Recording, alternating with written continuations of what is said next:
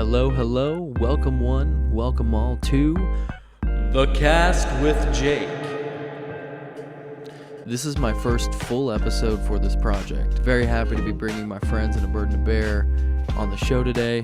We're going to talk about them and their band, what they're about, and everything in between. Thank you for checking this out. Don't forget to like, subscribe, and click the little bell. And don't forget, new episodes every single Friday. Again, thanks for listening. Let's get into it. Started here, so hey everybody, it's The Cast with Jake. Today we have two special guests with us. We have Wyatt and Nick from A Burden to Bear. Go on and introduce yourselves and tell us a little bit about what you do in the band. All right, so I'm Wyatt. I play guitar in the band. I am the sole founding member after a long and hard, 3.5 years, but we still kicking, baby. Hell yeah. I'm Nick. I'm Nick. I am not a founding member, but I play guitar and I sing clean, or harmonic vocals if you want to be pretentious about it. Well, hey, I like what y'all have been putting out. You guys released a single, Forlorn Hope, and you released it on my birthday, April 18th. That's one thing I noticed. I've been doing my research here, yo. Well, I really it was like... for the Papa. What was that? It was for the Papa. It was for you. Oh, Yeah. Papa? You've always been Oh, Papa, man. Jacob. That's so nice of you to say. Shut up, Yeah. internet. So, yeah, that song, I wanted to talk to you guys, just like, are there any like good or funny memories you guys have about recording it, or, you know, it's something about writing it or something that just comes up when you think of the song? So it was kind of a weird writing process because I had started the instrumental probably about a year before we released it. Mm-hmm. And it kind of just sat in the background. We didn't really do much with it. It got passed up by singles we released in 2019, like The Weight of Your Heart and Sink or Swim were both songs that were written after I had initially started writing some of the guitar parts. Mm-hmm. And then when it got to... wait, I got my timeline messed up. Regardless, anyway, when it got to us actually like starting to write it, it kind of happened really fast. Yeah. So, I mean, writing it, I don't know, it just kind of happened over time. Yeah. And then happened really fast. And recording it was just kind of... Which time recording it? Yeah. We have recorded this song twice. The first time was with Justin Optumcamp from Miss May I in Dayton, Ohio. That was really That cool. was a really cool experience. We ended up needing to track some additional parts and redo some stuff, but we didn't have a lot of money to go back out there, so we kind of did a lot of that on our own. But yeah, we definitely had a lot of good times with Justin out there in Dayton, shooting the shit, you know, just goofing around a little bit and recording and making some magic happen. Hell yeah. Yeah, that's I always see you guys on your Snapchat posting doing some goofy stuff with him, or just out doing goofy shit. I like it. So, do you follow our band Snapchat, or is that my Yes, Snapchat that you're I on? do. I'm on both of them. You're on both. It's kind of funny. I made that the band Snapchat, and for whatever reason, it pops up as mine. Uh-huh. So a bunch of people like don't Snapchat me. They Snapchat the band, and it's Austin that actually runs it. Oh, that's hilarious. So it's yeah, like, so it's not, did it's you not like even hook me. your number up to it or something, to where everybody's like, oh, this is my contact? Like, Yeah. Yeah, Awesome. so they thought that I got rid of my Snapchat, and so like my cousins Snapchat Austin, and Austin just goes, "Nick, your cousins, they're Snapchatting me again." And I'm like, okay, tell him the same thing I told you to tell him 5 times ago. Oh, that's awesome. Yeah.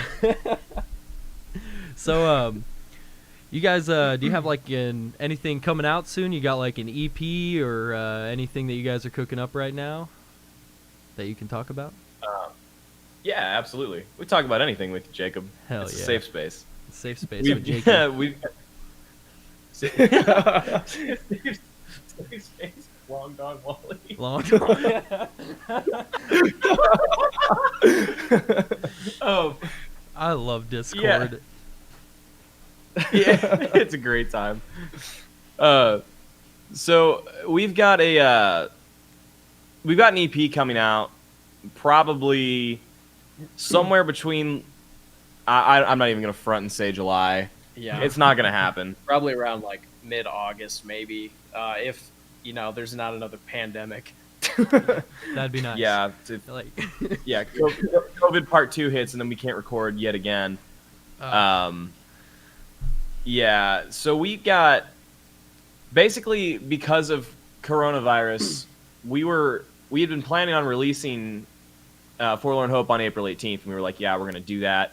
We set the date, and then everything got shut down. So our recording process for the rest of the songs that are going to be on the EP that we're going to release didn't get to happen because we stayed quarantined. That's kind of, we didn't see each other for a month, 2 months. It was weird. Yeah, it was weird. So we got basically we were gonna do single EP release. And then it got to a point where we're like, okay, so we've been waiting too long to do this. So we decided to add another song to our EP, and we're going to release that as a single. awesome. Yeah. So, yeah, that one, that song we're in the process of finishing right now. And we're going to start recording it just as soon as possible so we can get that out probably late July. But to span the time between Forlorn Hope and that single, we are actually having one of our friends that's a producer do like a revisioning of Forlorn Hope. Yeah. So he's going to kind of make it like an EDM kind of hip-hoppy That's awesome. kind of thing. Yeah, Good, yeah. Good We thought it'd little be kinda mix cool. up. So Yeah. how many songs are going to be on your EP? Officially 6 now. Awesome. Cool. Yeah. What are some of would you say this whole album as a whole, what was a lot of like the inspiration for it, whether it be just, a band that inspired you to write a certain way or like, I don't know, just a song topic that inspired you a lot. Like one of ours is like, we have one of our songs is about Interstellar because we're goofy like that. Yeah. And that's just a fun story to tell. So Which song was that? Wanderer. Okay, I was gonna say Wanderer, but I didn't want to sound like a dumbass. Dude, Wanderer, that's actually, I think I told you that. That's my favorite track off your album. It's honestly is mine too. It Really? was, yeah, it was a lot of fun to write and do all that stuff with. Dude, your vocals on that song are awesome. No, yours are. That's my vocals aren't on that track. I wish they were. I'd feel a lot better about myself if they were. No, I do like your vocals, like in Forlorn Hope, like they're really good. I think they're really strong. It gives off like, I think you've noted before that like Trivium's a big influence, and you have a similar style to that. I like it. Thank you, I appreciate it. He Heafy. said, yeah, Mr. Matt Heafy. Wyatt told me that it sounded like the Rev when I got done tracking it. I wasn't sure how I felt about it. Yeah, there were like a couple of the higher notes where he kind of like hit that same like frequency range that like the Rev would sing in. I don't know, man. It was just cool. Yeah, I get that. Okay, I can kind of see that. Yeah. I mean, we kind of. It seems like for this, I'm trying to think of any kind of, I guess, bands. I mean, bands. I guess we all kind of listen to a bunch of different stuff. I'm really into like melodic death metal. Wyatt's kind of into old school metalcore and new metal and Oh yeah, new metal poppy. That's what Yeah, I'm Limp talking about, Bizkit. dude. Don't get better. You know than what's metal. up. Metal peaked at new Limp metal. Now we just hoping, like like. Right. So we've all got different stuff we're listening to and doing, and I know Joe really likes to write very personal lyrics. So lyrically, it comes a lot from introspection for him. in a lot of that, and I kind of try to keep up with him when it comes to that. It doesn't Yeah. always work out for me. He's kind of a once he hops on something, he's a freight train, and he plows through whatever he's got to plow through to get it done. Right. So Hey, that's yeah, good to have though. I can't really pick a certain thing. Yeah, definitely. Yeah, as far as like stylistically, the EP is just kind of all over the place. I Mhm. mean, there's a lot of like similar themes, like the kind of like the old school like string hoppy metalcore riffs that you would hear in like I don't know like Shadows Fall, Killswitch Engage, Atreyu, Yeah. old stuff like that. But then there's like a lot of nasty breakdowns, some acoustic guitar. That's gonna be Ooh. interesting. Yeah, it's Now, is it like an yeah, acoustic there's- guitar, like whole song, or is it just like a part?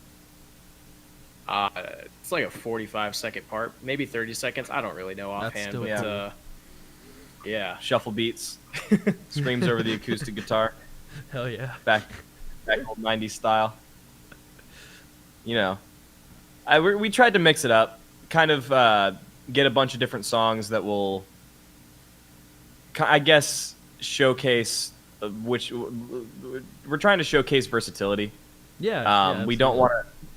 Yeah, you guys get it. You guys did a similar thing. Your album is kind of not all over the place, but it's varied enough to where you aren't listening to the same song for 45 minutes. Right. Yeah. That's definitely a big thing that I like to see people doing, to where it's just like, hey, while we fall under this subgenre, you're not going to listen to the same song over and over. That's Exactly. always cool. Yeah, when you listen to a song like Wanderer, it is absolutely nothing like the song Hans. I love Hans. Yeah. That's a sick song. Dude, I swear I'm gonna get Jacob on here one day. Dude, I love Jacob. He's such a nice guy. Like, he is for real He's one of super the cool. nicest dudes I've ever met. He's fantastic, and we were lucky think- just to get him on a song. I think it was cool that you guys got him. You guys got him in the video too, didn't you? Yup. Yeah, he lives. It's funny. He actually lives in Cincinnati, so he made like the 3-hour trek just to be in the video. Because I think at that time, like, everybody knew he was the bro job guy, but no one had really got him on a feature yet. So he was like, yeah, I'll come out to the music video, but like it was really late and he had to leave, and I felt really bad, like, because he's like, hey, can we get this going? And I'm like, ah, shit, we're almost done. And then it was like 2 hours later, and I'm like, oh shit, we're almost done. Like, I felt really bad.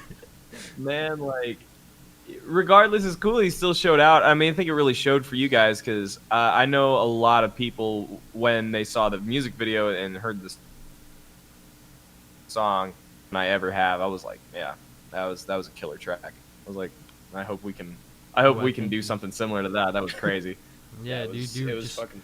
if you think it's too heavy, it's like, yeah, just get weirder. Like, just that's what we did with that. It's like, hey, this is. I remember I have a recording of like when we were writing it, and Tyler just like, this is so fucking stupid. Before like we did a part, and like, Oh man, yeah, that's. Hey man, how is Tyler doing? He's doing I good. haven't seen any of your boys since like we played together. That was what Famous Last Words. Was that Yo. Famous Last Words? Was that Famous? Oh, Yeah, Famous man. Last Words, yeah. Everybody's doing good. We got a new boy for you guys to meet, Eddie, the Yeah, drummer sure. boy. He's sweet. Oh, we I got just, a new boy for you to meet. huh? We got a new boy for you to meet too. Also Ooh, drummer. drummer boy. Tell us about Eddie, man. I really like Eddie. We did a podcast last night. He's going to be episode 1, I think. Nice. Yeah, but Eddie's been in a couple different bands. Really, he's in 2 other bands on top of being with us. He's in a hardcore band called Strict, and then a thrash metal band called Forthright. But yeah, he That's dope. picked up stuff pretty good, and he's trucking through. We're gonna write some different sounding stuff with him though. I don't know what direction we're about to go, but it's not gonna be what we released.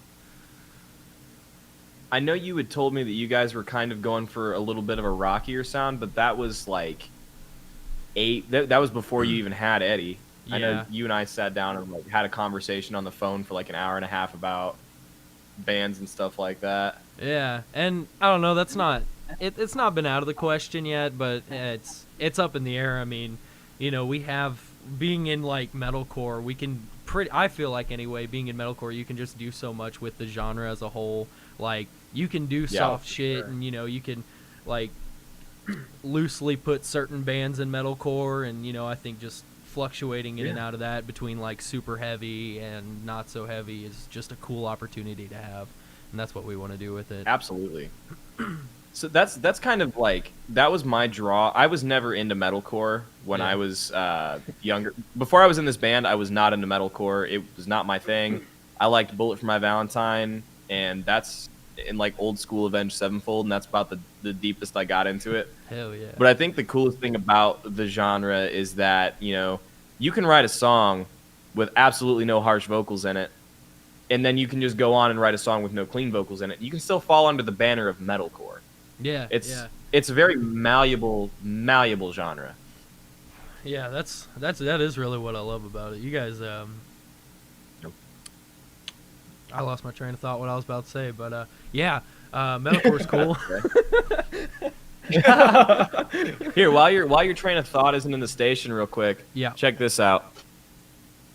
I'm gonna get you the Wally exclusive. Oh, this is good shit. Whoa. I don't know what's happening here. Hey, stupid. I'm excited for it though. He's yelling out into the hallway, "Hey, stupid." I don't know if you can hear him. No, I can't, but I'm intrigued, definitely. That's Come on, sweetheart. It's okay. It's okay. Show your face. I'm shy. It's okay. Show your face. To who? He has a face. What's up, guy? Who? Oh, hello. The microphone's right here. What's up? How are you, sir? Oh, I'm good. Just taking a shot in the dark. Is that the drummer? Yes. Oh, okay. Hey, drummer. He'll be leaving very shortly. Oh. Get out. Go. Get out, nerd. Go back drummer. to your home. Drummer, get Yeah, out you're of supposed here. to say hi, and then that's it. Yeah. We actually Don't keep say him out. caged. He stays in a cage underneath the stairs. Yeah, that's good. That's where drummers oh man, you're belong. feeding. They'll join another. We band forgot if his they don't feeding do that. time. Yeah, he just reminded me. His feeding time was actually at 6 o'clock, so I might have to disappear here in just a little bit, make sure he gets fed. That's okay. But for now we're okay, I think. Okay, cool. But yeah, that was Matt. He is our new drummer, and that was the Wally exclusive. We haven't even announced him as part of our band yet. So, Dude, you get all the good shit on Jake's podcast, The Cast with Jake. You get all the insights, all the good shit. My own promotion, middle of a podcast. That's how I do it. there you go. Hell yeah, dude. You might even get a picture of Wyatt's butt later. Who knows? I'm hoping.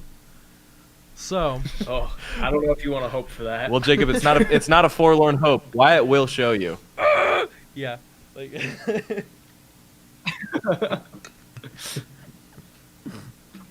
All right. Oh. All right, I'm gonna get us back on track real quick. Talking about stuff Back on the rails. on the The train of rails. thought has entered this- I got a question for Wyatt. I got a good one. So All right, what's up? I think I know what this is. we started our groups pretty much around the same time, and because we both went to VU. Yeah. So I know where this is going. no, you don't.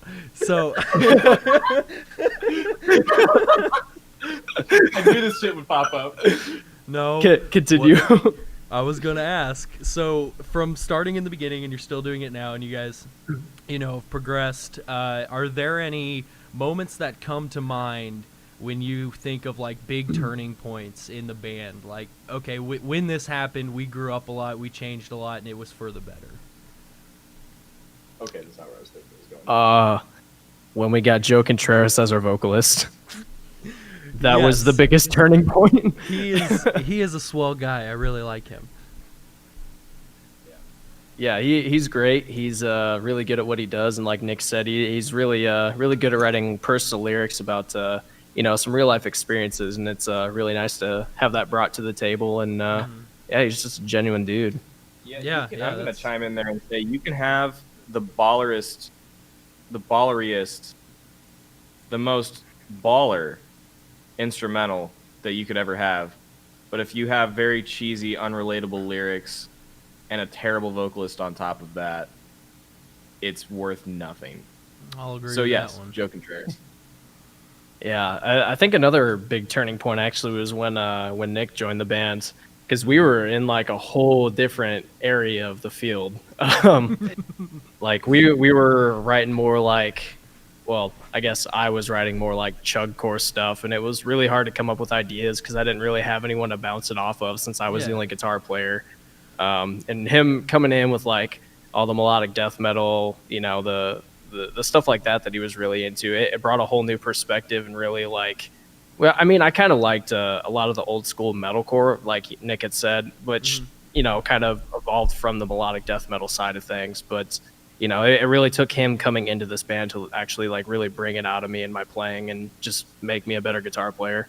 I will yeah, say dude. Wyatt. In the time that I've known Wyatt, I've seen him go from playing like songs that weren't very hard, and you know, doing like Immortal. Yeah. That song that was like what I'd heard Wyatt play, where I was like, okay, that's what Wyatt's playing.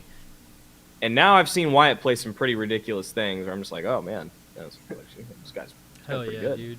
So, Sometimes some you just days. need a good second person to just kind of push you a little further. Like yeah, definitely.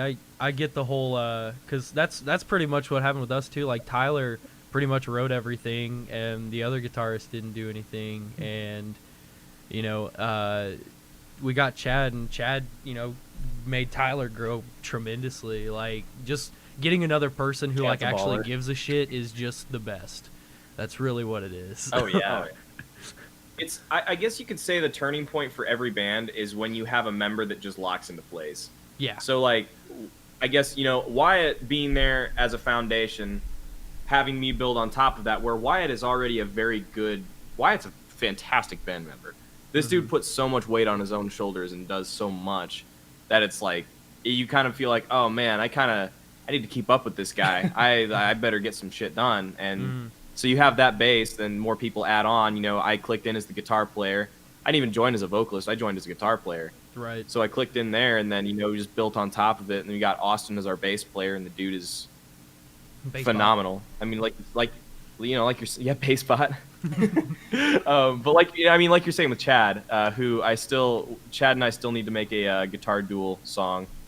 Yes. Because I drunkenly texted him one night and said, "You, me, guitar duel, let's go." Dude, he's about it. I already know it. Like, he's about This is a long time ago. He was talking about like double drop A or something, and I was like, I don't even. No, Dude, I don't even it was like double drop F. I was like, I don't even want to go out here, dude. I was like, I can't. Need them thick strings. Yeah, I don't do that. Or- I play on actually like 6 to 35s in drop A, so I'm not about the thick string life. He likes No. spaghetti. That's awesome. Some guitar nerd is gonna hear that and just go, "What?" It'll probably be Tyler, but Yeah. Tyler, I don't actually do that. I'm sorry. So I guess- I derailed you. that's all right. So I don't know. You kind of answered the next question I had. Was like Nick joining a burden to bear. What was it like joining a band that at least had structure? Because in my opinion, when it comes to bands, the hardest thing is just finding a fucking group of people who can get together. That's hard, but it's even harder to find the group that can play their instruments. So it's funny. My old band is pretty much the new band. So like the first and only band I was ever in, I started in high school with actually Matt, the guy that we keep under the stairs that you saw earlier, Yeah. and Austin, our bass player. And I was literally the only person doing anything, pushing anything, trying, really practicing. And then our other guitar player who was really good, moved back to Wisconsin. And then I had Matt and Austin. And I think there was one day Austin was playing one of the songs, was like, dude, you need to practice. And I showed him how to practice with metronome, and the dude like took it and ran with it and became incredible. That's awesome. Metronome yeah, changed it was lives, crazy. dude. Yeah, it did. His bass playing was so sloppy, and now it's like clean and it sounds great. That's on him. He's really taken it and done great. But so coming from that, and that band kind of fell apart, and then kind of walking into something else where it was like, okay, we're practicing these 2 days a week. Be here at this time. This is where we're gonna be. It was like, okay, this is great. I really like this. So yeah, walking into a band with structure was actually really, really nice. And it still kind of retained structure. Yeah. Yeah, for the most part. It's hard, it's cool, hard man. right now, man. Like everyone just got off, like just sitting at home for 2 months, and then it's just, yeah, we got to go back to band practice. I mean, we were rusty as fuck, and like so we have to do a whole mess of practicing to get good again. Yeah, that's a big affirmative right there. I'm gonna be rusty as shit when I come off of this sprained wrist. Yeah. I've had to wear like a brace and stuff for like 2.5 weeks, 3 weeks now. Yeah. What'd you do to sprain your wrist? Oh, that's a good story. You know the guy that we keep in a cage? Yeah. He got cocky in a game of Mario Baseball. And we went outside and body boxed about it, and I punched him in the kidneys repeatedly. I didn't know Matt what to was expect, pretty but it sure. wasn't that. I know he Matt was pretty sure that Wyatt like cracked one of his ribs or something. It was an intense alcohol induced good Dude, time. Sometimes you just gotta have those. Just a rampage where you're drunk. It's it happens. You just gotta go at it. The funny thing is we do that when we're not drunk too. That's how we settle like minor and major band disputes. Is we're just like, all right, let's body box, and like that's the bottom line, because Stone Cold said so. That's true. But speaking of alcohol-induced rampages, wasn't there supposed to be an ABTV Torn Confidence case race? Oh no. There is supposed to be. We're gonna have to fucking do that sometime. We need to get a show somewhere and just fucking throw it down after. That'll be the podcast. That'll be the whole podcast. It's just well, I feel like Podcast if we were to do that, it would end up with Trevor just grabbing the mic and running away and screaming into it for like 2 hours. That's just how Trevor lives his life, dude. He just smokes cigarettes and drinks beer. That's all he cares about. I think one of the best things I've ever heard in my life is somebody said something to Tyler about smoking cigarettes, and he said everyone's ticket gets punched sometimes, and then took another drag off his cigarette, and I was like, that's about the coolest thing I think I've ever heard anybody fucking say. Oh, that dude's so cool. That actually became my new like life philosophy. Anytime someone says, that can hurt you, I'm just like, yes, everybody's ticket gets punched sometimes. All depends on when the conductor's walking by. I don't know. That was dumb. Yep.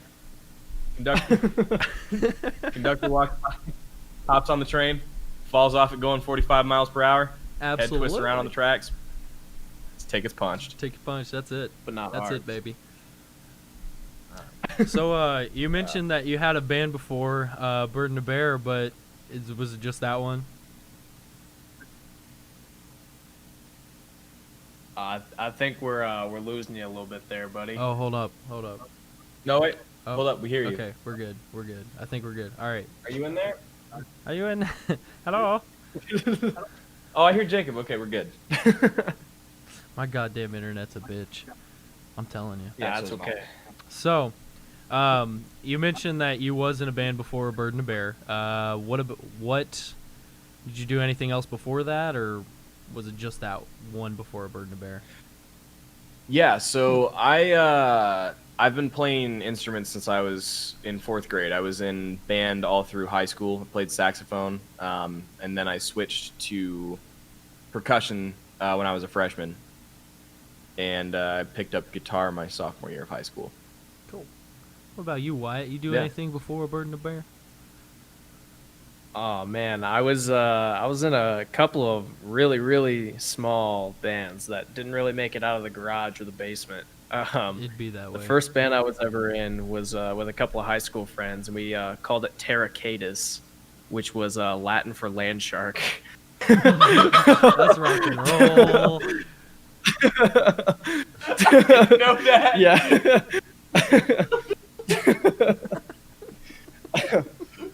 we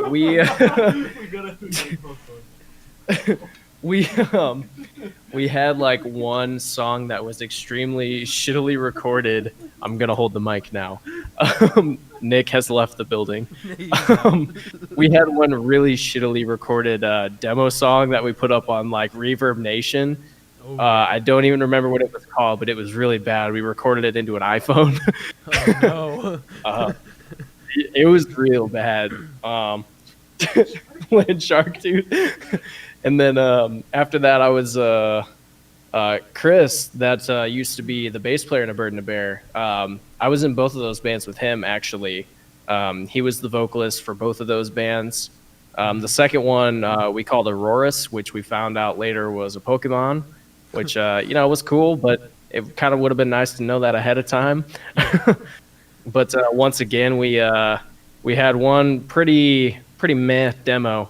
I think there's still a video of it up on YouTube, but some of the riffs that were in that song actually became lanterns. Yeah. So yeah, I guess it kind of worked out in Yeah, some yeah. ways. You always got. But yeah, that's about it. Hey, speaking of lanterns, I was thinking about this the other day, like early material. I don't know why I just remembered this, but I was thinking about the first time that I met you, and that was a long time ago. Morristown. Yeah, in Morristown. Yeah. And Yeah. you guys were up on there, and you were talking, and I leaned over to Wyatt because you said something. You guys want to hear something old? And I leaned over to Wyatt, and I was like, "Brass to steel." And Wyatt yelled it out at you, and you turned around and looked at him, and you pointed at him. You were like, "You cheeky motherfucker!" That was like the look on your face. that was like, I was like, "Oh God, hit me with it!" And then Wyatt yelled it out, and I was like, oh, "Please." Oh, dude. I was like, The good I wanna old fucking hear days, back when, shit was rough. You just gotta roll with it, baby. Dude, shit was real rough. go back to all of our early material, and it was like, oh man, Yeah, no Yeah, kidding. it ain't pretty. Dude, we I hear had some. a whole ass EP that we went to Nashville, went to the Art Institute, and recorded a whole ass EP with like the original lineup of Torn Confidence, right? And we're at the Art Institute. This is a multi-million-dollar studio, so we think we're about to get the coolest fucking thing ever. But as it turns out, if a dickwad doesn't know how to fucking record people, he don't know how to fucking record people. It don't matter how much money and shit is put into the goddamn studio. If he don't know how to do it, it ain't getting done. But yeah, that's Yeah, my rant. so I remember that EP. I remember checking that out. The songs weren't bad, but yeah, you're not wrong.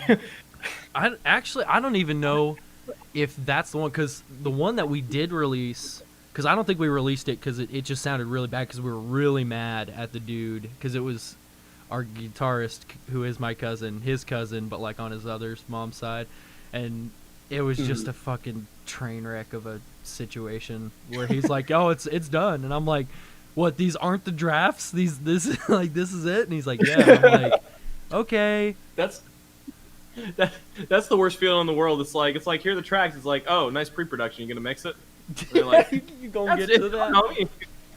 It's like, Oh man, dude. And we went and recorded with the shit that we released was with Bynum, Tyler Bynum. 'Cause Oh, we went and yeah, recorded that's with him right. for a while, and then I Mhm. think after that we were just kind of. I think that's when we went to Jack, but it was like 2 years in between when we did that and went and recorded the Disintegrate E EP. Mhm. and I remember a little bit of hot beef, Hot spicy beef. hot spicy beef, where there was a person that was not in this room that was in our band, was the only other one at the time. Well, I guess Wyatt was the only person in the band at the time, but this person was not Wyatt. That was very critical of the song Parasites. and sent it to me, and I listened to it for the first time. I was like, this isn't bad. I was like, I don't know what he's talking about. So I remember said person got very pissed off about my opinion that it was a pretty good song. Yeah, person. What a goofy fella. Oh, sweet boy. twinkle toes. Yeah, man, I remember like releasing Parasites, and we thought it was like, that was the coolest thing we'd done at that point. Which we went back and I thought the second half, because we did like Disintegrate, Parasites, and Left Behind all in one weekend, and then we went back another weekend, and we finished the Take Heart, Clarity, and Did, and those were with Tristan, and you can definitely tell the ones that had Tristan on it and the ones that had we just had a fill-in drummer with Evan, and which Evan was a good drummer, but he wasn't there to write the song, so we just kind of gave him a track, and he's like, yeah, I can figure it out. I'll say Disintegrate has just a killer hook to it. That is a great chorus. Yeah. That was a fun chorus to write. I think that was actually done a lot of.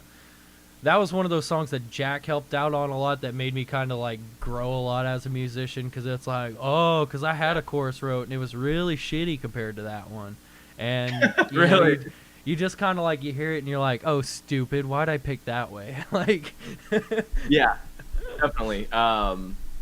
That's kind of how I felt working on Forlorn Hope. The word memory in the chorus was not the way it is now, and Justin was like, you should hit that word just a little bit differently. And I hated it at first. I was like, that was bad. Now listening back to it, I was like, why would I ever think that the way that I was doing it was I was like, what the fuck was I thinking? I was yeah, dude. No, I get that. That's it's funny like that. Like when we were writing Wander, the one part in the chorus, the only really impressive part, so like I actually like didn't fuck with that at all at the beginning. I was really like, nope, that ain't in there. Nope, that ain't it. And then in the studio I got outvoted, and then now like I'm listening to it and I'm like, man, I'm really glad no one listened to me. Like, it's funny. Like it feels like a lot of the time when, it's like when I get out on voted on things, I'm like, that's gonna sound like shit, and then later on it sits there and it's like, no, I really do like that. That's cool. Yeah, likewise. Yeah, like Wyatt was anti guitar solo in Which is Which. I was, and that ended up sticking. And I know a lot of people had said that they really enjoy the guitar solos in that song. So it's like, oh, that's cool. Ends up sticking. So Hell sometimes yeah. you get outvoted. So, let me just dig up some other questions I got for you about A Burden to Bear. He's gonna find a picture of me naked. I know he is. You're gonna what?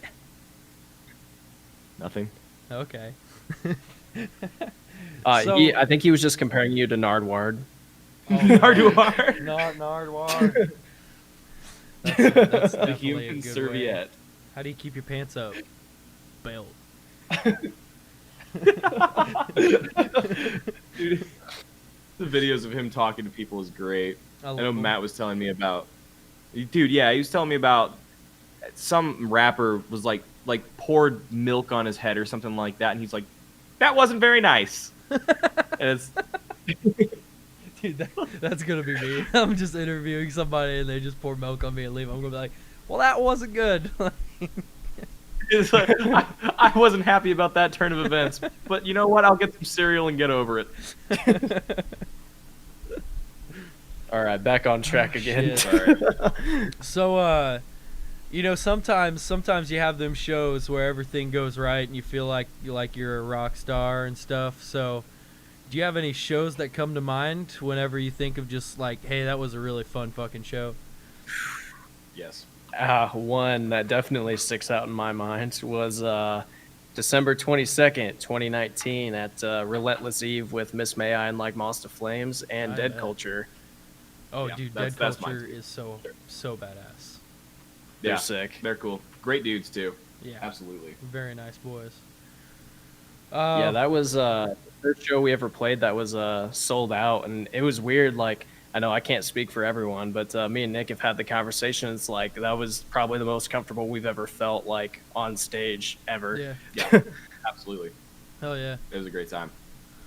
Sweet. So now I know that you guys have played Stephen Hurt shows, and in my experience with Stephen Hurt shows, something fucking crazy happens. So I feel the need to ask you, what is the craziest thing that has ever happened at a show? Not necessarily Stephen Hurt one. I was just giving an example of like I've just had some wacky shit happen at his shows. So Yeah. I thought you were gonna ask about the shittiest show we've played, and I was like, I've definitely got an answer for that.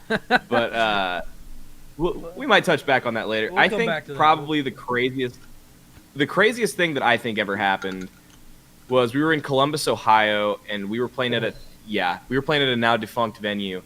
But it was basically just this big fucking house party, and Joe was in love with this cage in the basement, and he was like on one.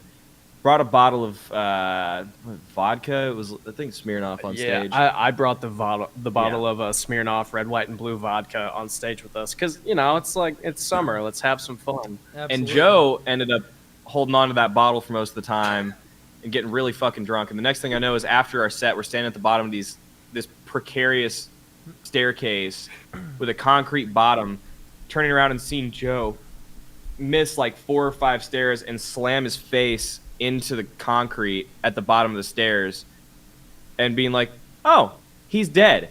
And then he hops back up immediately just blackout drunk with just blood all over his face and just turns around and sprints up the stairs. And he had split his eyebrow open like from here to here on the concrete. It was just a fucking mess. But was so drunk that he was just laughing at himself in the mirror. Yeah. So honestly, he would sit there and just be like dabbing it or whatever with a paper towel, and then would look at himself and just start laughing hysterically. Just because just the insanity of what's just happened to him. And he didn't get stitches, his eyebrow is still split. Right. And then we went into the studio with Justin and Dayton the next day, and he was laying down vocal tracks with his eyes still split open and shit. Oh, Yeah, shit. we ended up taking some not great vocal tracks on that one. I think because of that, we all kind of felt really bad for him. So I'm glad we're retracking these songs. Oh, But- I bet just being in pain while doing vocals is probably not the move. Yeah, you can imagine the hangover. Stairs concrete, like you can imagine that hangover. It's not pretty. Mm-mm. So that's probably the wackiest thing that I think has ever happened at a show, just because it was terrifying. Yeah, I would definitely agree with that.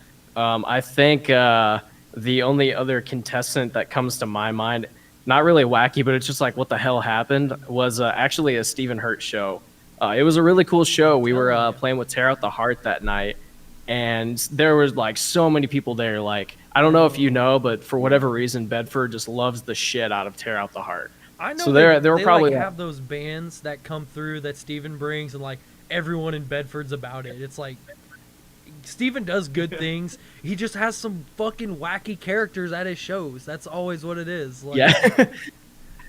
Some strange people there. It's a great time though. Yeah. So that night there were, I don't know, maybe like 100 kids there, maybe more. I didn't really, take a head count or anything, but it's kind of besides the point. Like, we were just kind of standing outside, and we like walked back in the venue, and like, I don't know, 2/3 of the crowd's gone. It's like, what the hell happened? Steven's like, oh, someone got busted for underage drinking upstairs, so the cops came and everybody left. Oh, what? Oh, that's the worst. Yeah, dude. I mean, it was still a super sick show, but it was like, what the hell? Yeah, it was a great time. That's Their guitar insane. player was smashed. Their guitar player was drunk that night. It was funny as hell. He was standing outside the venue talking to us, and he's like, hey, check this out. And he's got his wireless rig on. He turned on his volume and just does like a pinch harmonic and just He's just like fucking around. Check this out. That's crazy That that dude was everybody funny, got man. kicked out from there. That's so bizarre. Now, the craziest thing that ever happened for me at one of those shows was like, there was just one dude, he came, he played his acoustic guitar, sang, he did his thing. And then just got slammered. Like, he just had no regard for anyone else. Motherfucker came, busted in the venue. We were playing at a VFW in Lawrenceville. And he, like, comes in, lit cigarette, kicks in the door, goes and grabs the mic from the band that's on stage and just starts singing into it. It was fucking bonkers. And then they tried and kick him out, and he ended up grabbing, like, a pitcher and chugging it. And then Steven ended up having to be like, hey, just get the fuck out of here. And then they had to call the police. It was a whole goddamn night. Oh my god. Dude, that's wild. You guys played that show? Yeah. Yeah, we did. Did you have to follow the band that was getting the mic stolen, or were you before them? No, we were after them. So, like, there were supposed to be, like, 10 bands on the bill. You know how, like, shows go with him sometimes. Yeah. Like, you know, 2 dropped off, like, the day before, and then 1 dropped the day of, and then we got pushed up to the headlining spot. And, yeah, so we were just kind of hanging out the whole time. But it was really funny at the end because there was some old dude, like, we have that little, like, 2-steppy part in the Parasites, and and dude, this old dude just fucking is cutting a rug, just has a beer in his hand, he's got a button up, like, he looks like he's, like, you know how Woody's dressed, how he's just got, like, a button-up plaid shirt and, like, jeans, like, but, like, without all the cowboy shit, that's what this dude looked like, except he had a black cowboy hat and, like, a red fucking shirt like Woody has, and he's just fucking jigging and jiving. It was insane. That's amazing.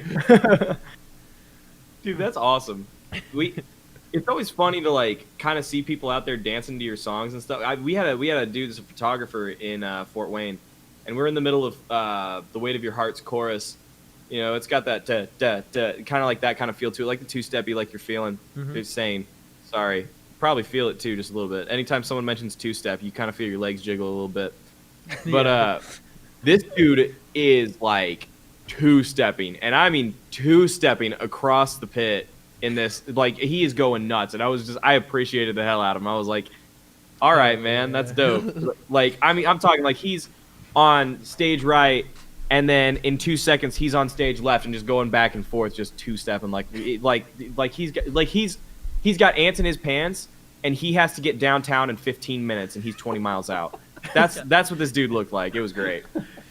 We used to play at this bar in Louisville. It was a very long time ago, and we got asked, and, like, that's where we played a lot of, and then eventually, like, it got to a point where, I don't know, there weren't people coming. It was like the promoter really didn't do a whole lot, so we quit going, and then we came back after a bit, and we're playing our songs, and this is with, like, we were like a month away from releasing Disintegrate, so we just had our songs from our EP, and we go to we start playing Disintegrate, and this girl was just piss drunk, and she comes up to the stage and just starts twerking on the stage, and it was really weird.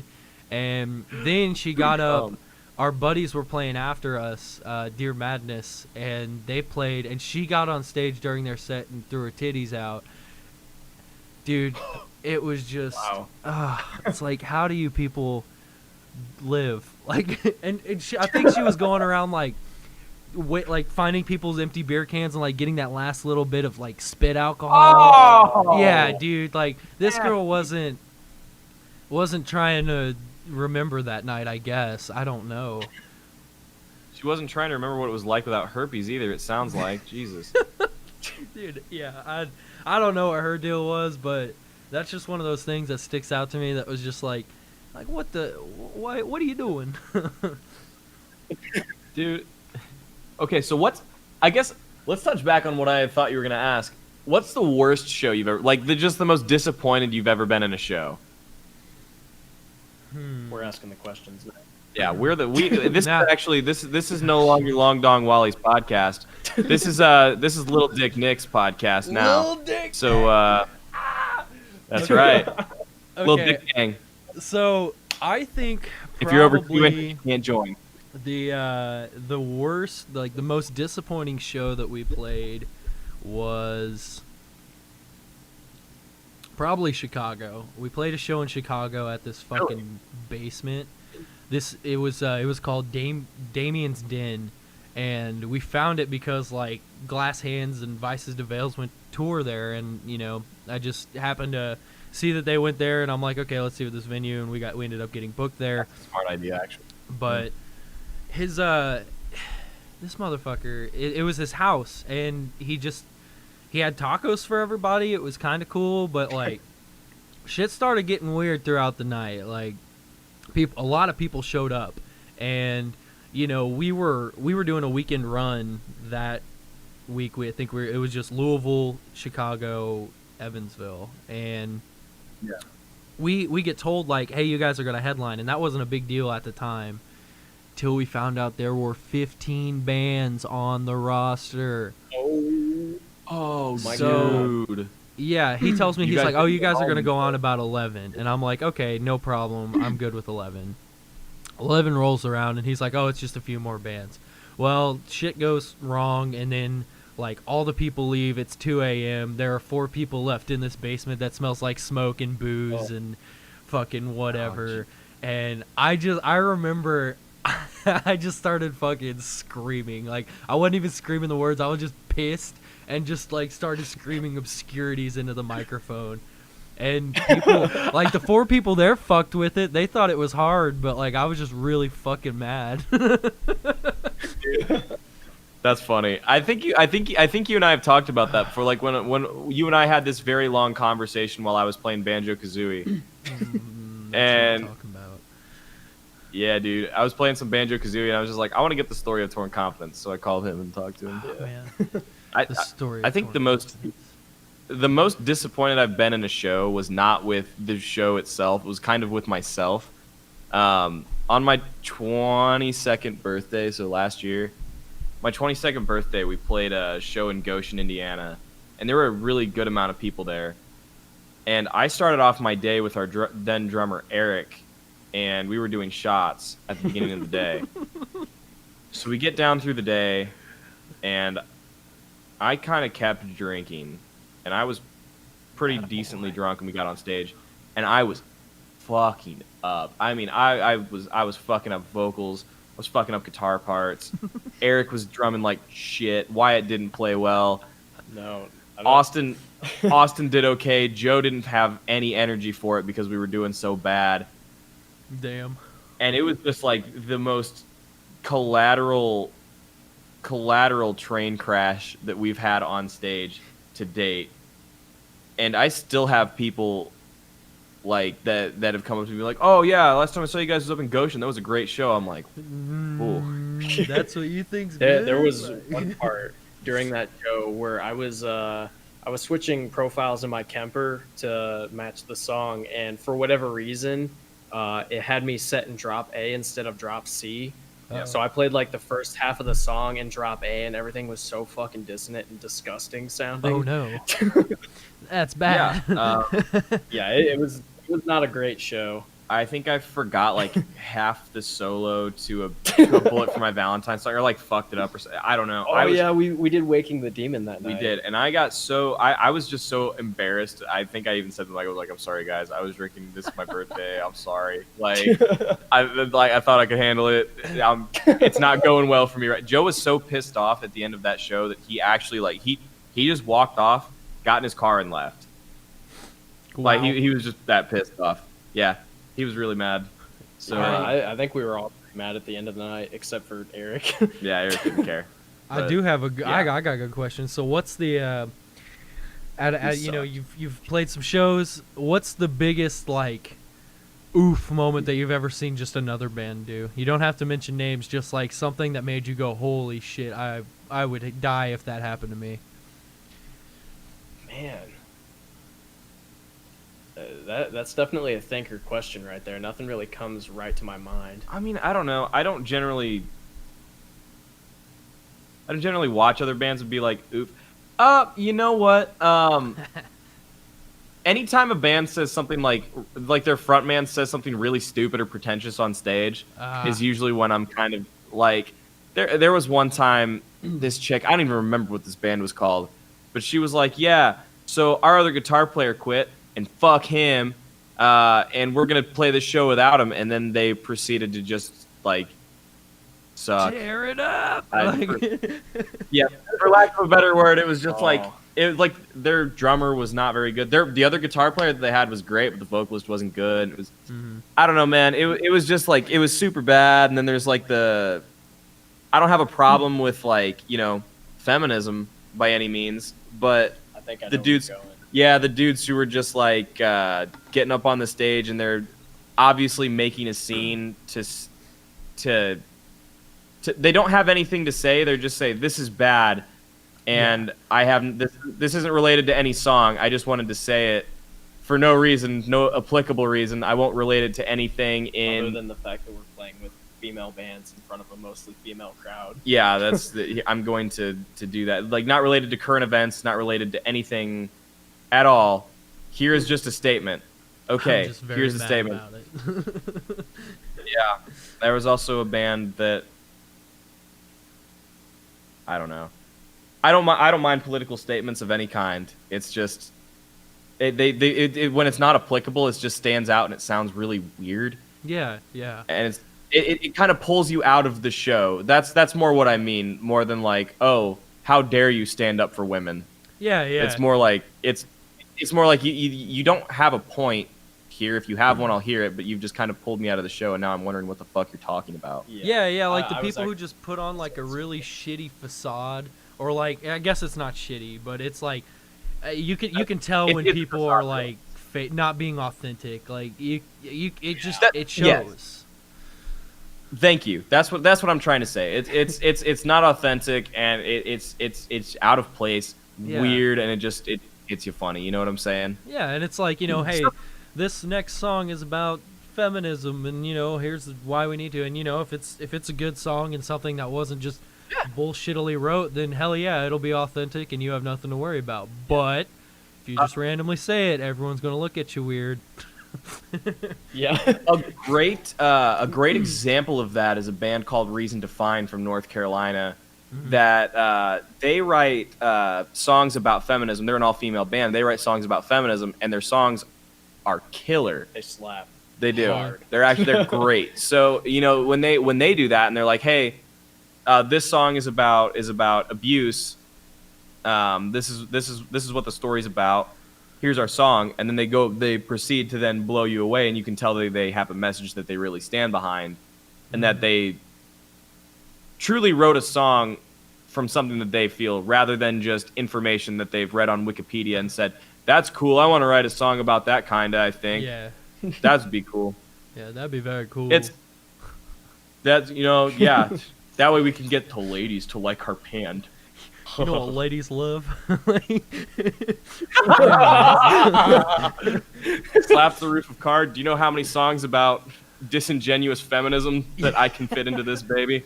10 songs worth, bitch. Oh man. So yeah, that's probably the for me the big oof moment where it's like, come on, dude, don't be fronting right now. Yeah. Be real. I definitely thought about that moment as Nick was speaking as well. So I'm on the same page with that. Like, don't talk about shit that you don't believe in and pretend like you do, kind of thing. But another thing that is always like really funny to me is when like there's bands that'll be up on stage and it's like, I want everybody to jump, and then like the next 4 songs they're like, I want you to jump. If you don't jump, like you're a fucking pussy or some shit like that. And it's just like, if someone's not doing what you're asking them to do, like, don't insult them to try to make them do it. They're not gonna do it. Yeah, it's like you could lightly encourage them, or you could just call them pussies. Like, which one you think will work? I don't know. From what I've noticed, if you give energy to the crowd, they're more likely to give it back to you. And if you just sit there and call them pussies and make fun of them, or just talk shit, Yeah. They're probably going to be like, oh, this guy's an asshole, and I don't want to do anything that he says. Right. And he can't make me. Unless he's Phil Anselmo, in which case, if he told me to jump, I would probably say, yes, sir. You scare the shit out of me. I will do that. Phil Anselmo, yes. He would beat me up. Yes. Absolutely. He'd say, jump, pussy. And I'd be like, okay, yes, I'll do that. Jump, pussy. Yeah. This is a damn good cigarette.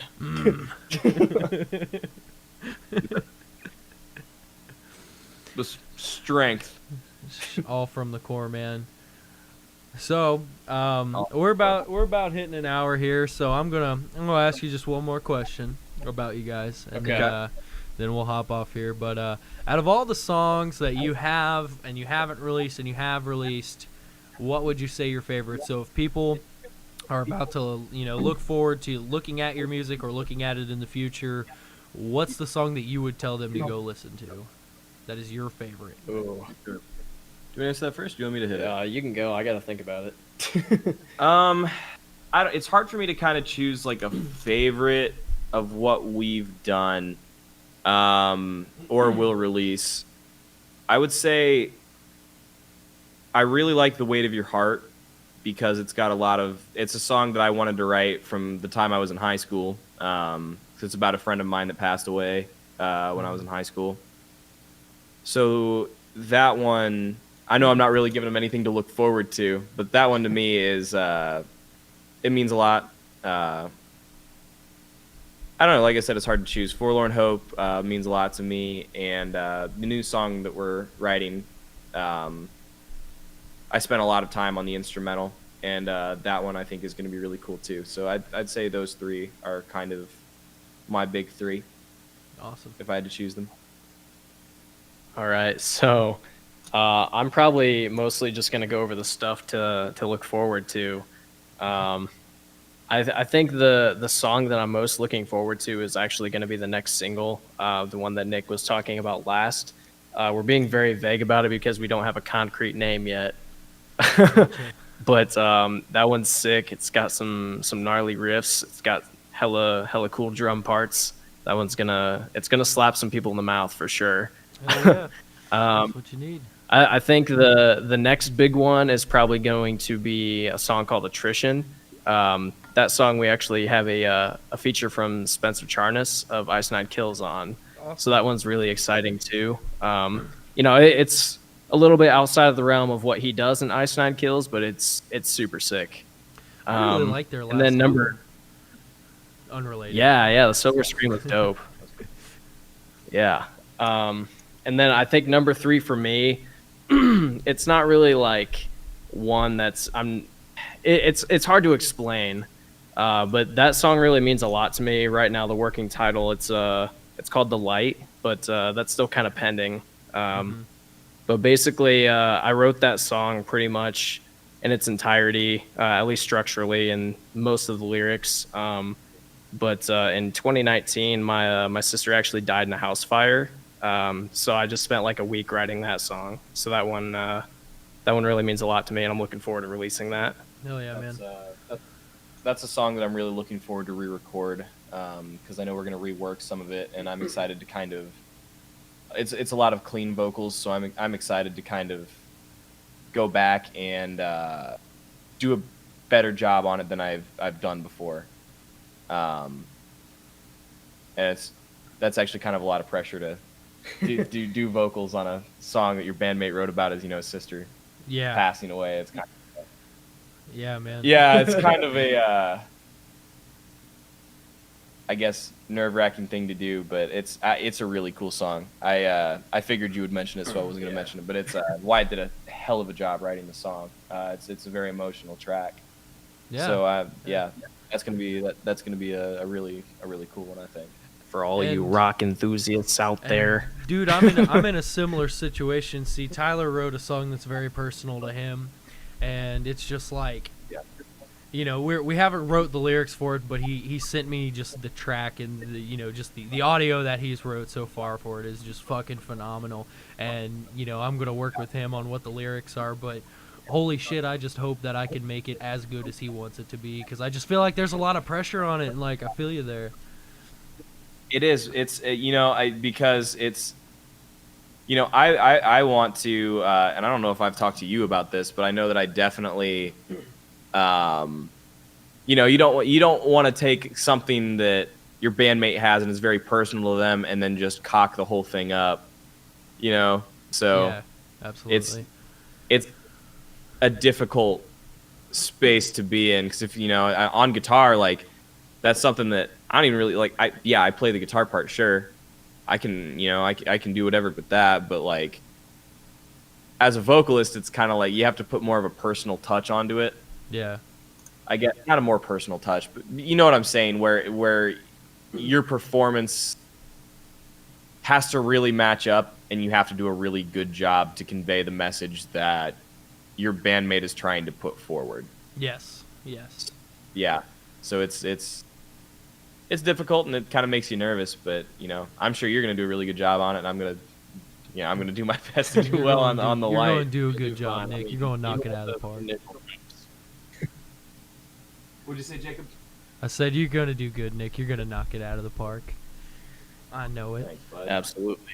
I'm gonna try. All right, boys. Well, I think we're going to wrap this up. It was a pleasure talking to you, and we'll probably have another episode in the future, just because I do plan on doing this pretty consecutively. So That's cool. Heck yeah. Well, let us know when you post some episodes because I definitely want to tune in and watch them. But yeah, if you want to have us on again, I mean, we'd more than love to come back on. We like talking to you.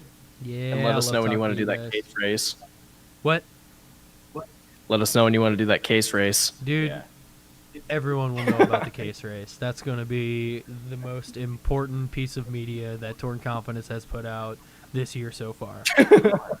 You act like it's not going to be the most important one that a Bird and Bears put out. I mean, it's going to be a battle. But I don't know. You guys have Tyler on your side, and Dude, I don't know if I can stand up to that. bro, Chad's the animal. Chad will drink some beer. It's Chad. It's Chad. Like, No Tyler way. can drink. Tyler Okay. and Trevor can absolutely drink. I'm probably the biggest bitch out of all of us. Maybe Eddie. I don't know. But too. I know Tyler, Trevor, and Chad are solid. We're good. I definitely know Mr. Contreras is solid. Yeah. I've watched that boy chug like an entire 40 in like 20 seconds. Jeez. Yeah. I've seen him do some really crazy shit. Just so everybody knows, Stevie Macho is the type of guy to down an entire King Cobra 40 ounce and blast a hole through a shelf. That's So- rock and roll. Yeah. Yeah. That's I think that I don't know. I think we might have an even team. Yeah. I would enjoy seeing who's gonna win this case race. I do too. I'm very interested in this, and I'm definitely going to make sure that we do this. This is happening. Hell Oh, yeah. it has to happen. We got to play some shows together this year too. We That's, do. Hopefully, we now get to you- play some shows this year. Yeah, no kidding. You've made a promise on your podcast now, so you have to go through with it. So the next time I text you and say, "Hey, what are you guys doing on July 24th?" Then you need to get back and say, "Oh, hell yeah, we're playing." Oh, hell yeah. I don't remember what day it was that I texted you about. I don't know. That was- Regardless, I think it was that day. I don't know. I just know Tyler had a wedding. yeah, I made a shot in the dark, dude. I have no idea. That's okay. But all right, boys. I'll see you later, and hopefully talk to you soon. See you later, Hell dude. yeah, dude. Bye. Good talking to you, Jacob. Yeah, thanks for having us, man. Yeah, no Take her problem. easy. Thanks for coming. Bye. Oh, we always do when we talk to you.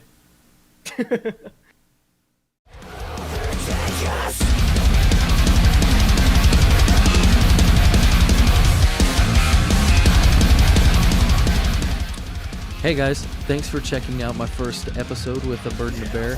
Don't forget to check them out as well and their new single Forlorn Hope, which is playing right now. So check it out, go check them out. Thanks for listening.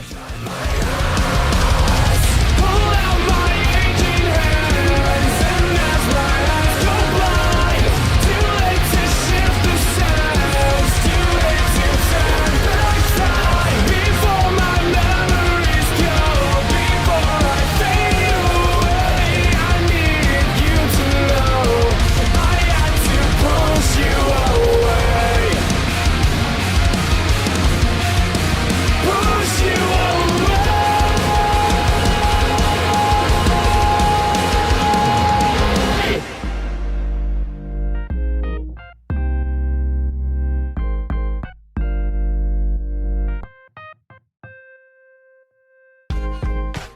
Thanks again for checking out the cast with Jake. Don't forget to check out next week's episode with Paul Lierman of the Wise Man's Fear.